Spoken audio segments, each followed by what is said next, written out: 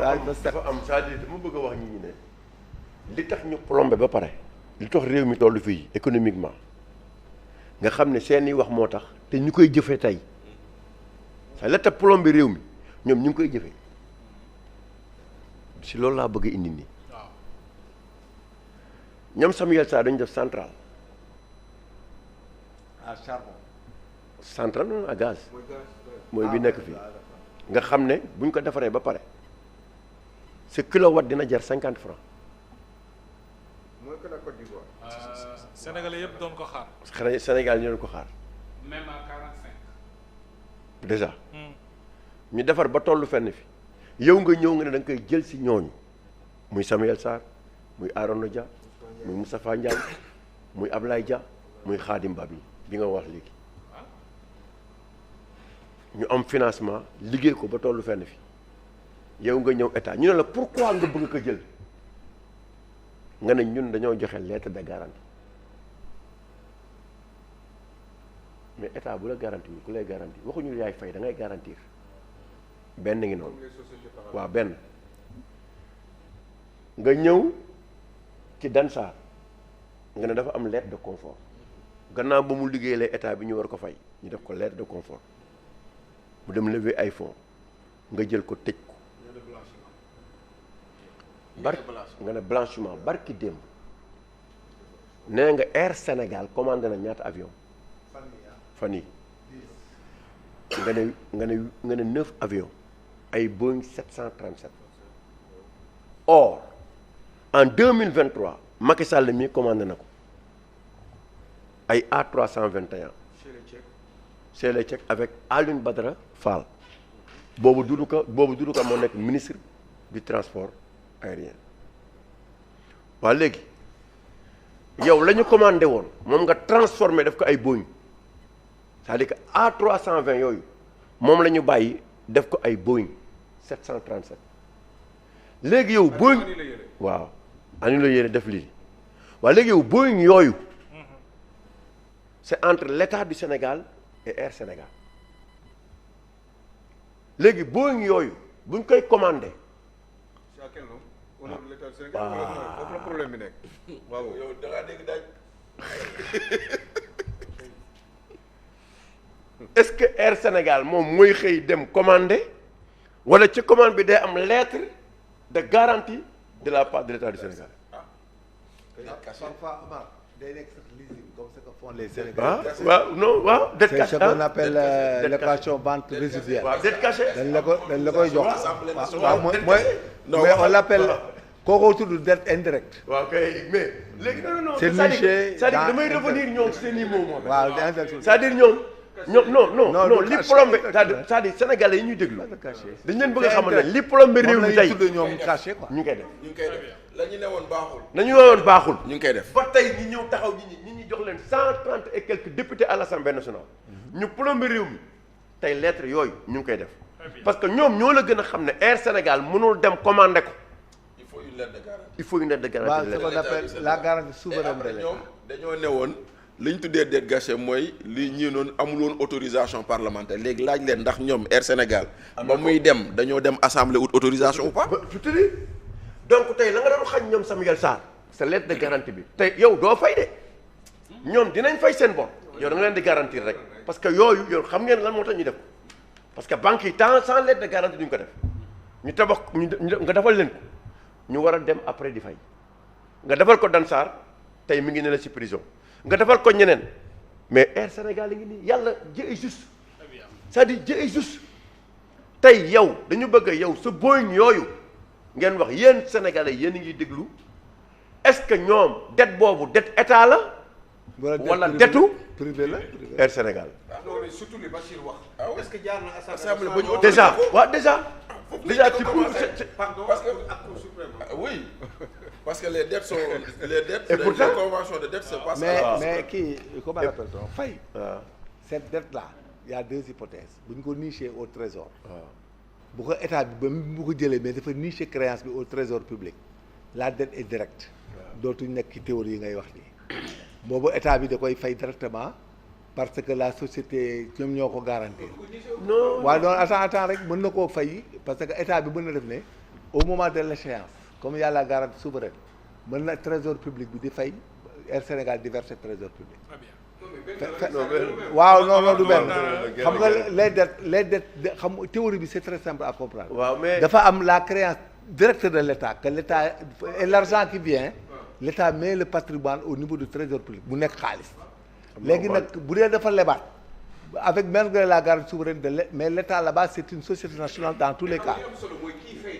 waaw léegi nag bu dee état bi mais il peut avoir la garantie souveraine et puis mu am ce qu'on appelle du revolving le revolving quoi mais je sais que avec Sénégal bi comme ni ko Bachir waxee s'ils le font ils sont tombés suñ ko defee directement Air Sénégal jaaruñu assemblée petite parenthèse même avant loolu sax balaa nga kii bi nii avion yi mais laaj na 20 milliards Ecobank garantie de Ecobank pour Air Sénégal bi ñu nekkee di war leen redresser barki démb 20 milliards xaalis boobu kan moo koy fay état koy fay koo ko autorisé est-ce que jaar na assemblée nationale laa bëgg a xam waaw dafa jaar mais état dans ce cas créance da koy titré suivez-moi bien je travaille là-dessus parfois dama ci liggéey am na titre naa fi dara créance je peux pas le dire ici quoi j'ai fait à ce que une banque titre la créance quoi parce que l'État avait la garantie souveraine de ces projets quoi c'est-à-dire quand l'État fait la garantie souveraine quand il y a un problème état bi da koy titrer le créancier ki leble état da koy titrer le créancier bi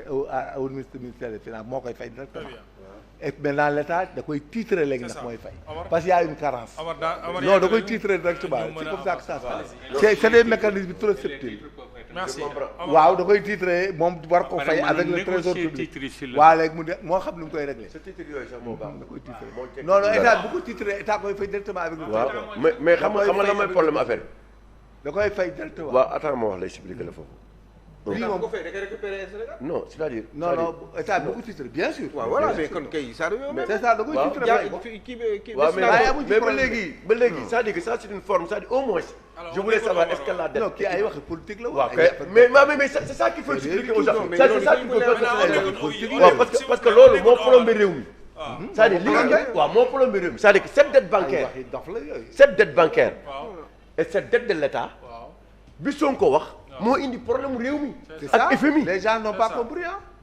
loolu la ñu woowee dette c'est pas moo la détourné ñuy dette caché alors que c'est pas comme ça alors que tey actuellement nii moom la ñuy nekk di def exactement mooy seet ba léegi sur pour justifier la dette cachée. waaw dañoo ne jaarul assemblée amul autorisation parlementaire. waaw dañu ne BCEAO gisu ko leneen ak leneen. loolu la ñuy wax loolu lañ leen def nii. Bachir oui Imowa moo ne montré ce qu'on appelle la théorie des dettes indirectes.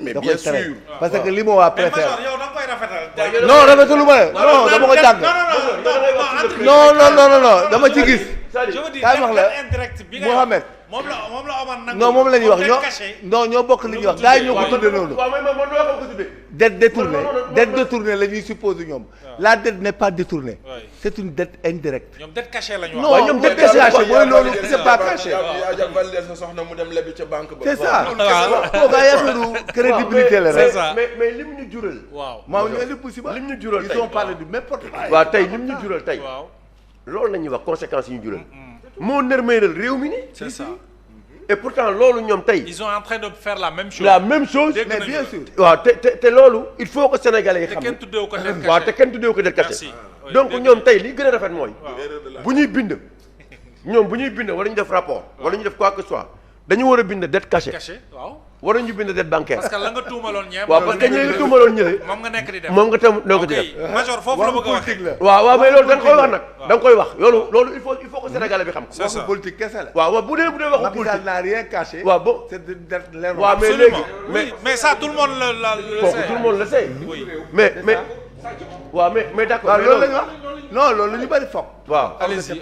léegi mais loolu waaw. moo indi tey 1% yi waaw taxi yi moo indi taxi yëpp yi ñuy dund nii te des na yeneen waaw yoo xamante ni ñu ngi nar a ñëw te ñoom ñoo ñu ko dindil non truchement la ñuy def pour mën a récupérer xaalis mais dette la dette ne peut être que détournée en matière de dette pour mu am un aspect pénal wala un aspect quelconque une interprétation négative il faut que la dette soit une dette détournée il y a pas de dette détournée l'argent est là au profit de la mais li ngay wax mais Major li ngay wax ñun xam nañ ko waaw jeex na mais ñoom waxuñu loolu ñoom ah dette non cachée mais la ñu kooku wax waxi politicien la ñu ko dégg rek Major moo baaxul waxu politicien boobu baaxul moo leen may 135 waaw député. moom la Omar waaw, je bëgg a sais. nekk waaw. Assemblée C'est ça, nationale. ils ont Waaw. manipulé waaw léegi ça. dama bëgg Manipulation. aussi dans notre discussion waaw que le Sénégalais sache waaw que kii li mu la waxoon waaw.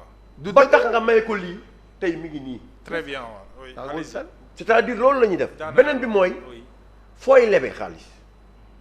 non pas du tout tout leb. attends rek waxuma fi may jëm fi ma jëm. Omar baral ko parce que. waaw c'est-à-dire le reste- da nga dem Côte d'Ivoire di leb xam nga état du état moo lay lebal.